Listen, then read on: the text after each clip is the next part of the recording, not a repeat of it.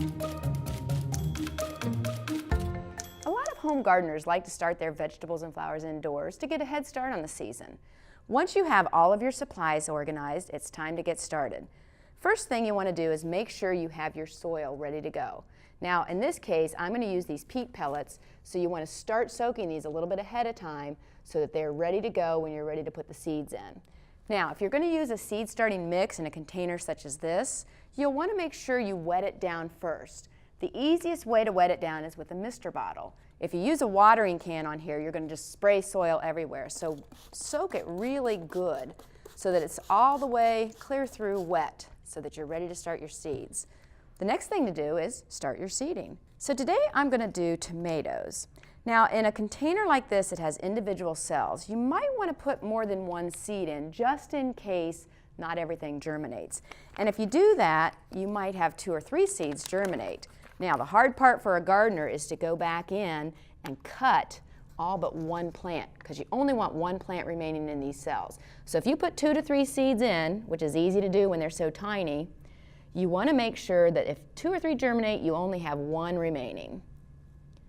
Now, in this kind of container, what you're going to do is make a little bit of a line and then put your seeds in about 1 inch or so apart and just sprinkle them in there lightly.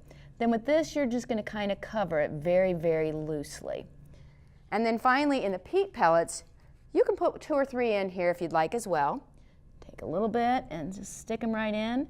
Just make sure that you're getting them in the soil, because there's this little fiber around the outside. Make sure you poke them down in the soil after you plant them.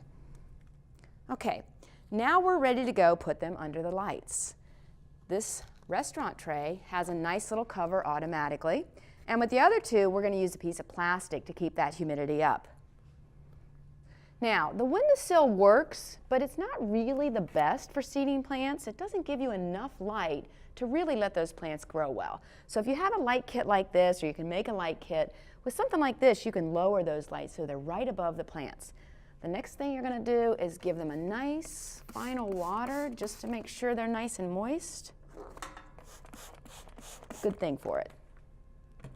Then you're going to label them, and again, I always make sure I have my plants labeled, because if I like this plant, then I'm going to make sure I use it again next year. Now, when you have a cover, it's kind of hard, so you can just stick it in there just like that. Then you're going to want to put your cover on it, and this is going to give you that humidity. When you have the restaurant container, it already has a cover, so that's great.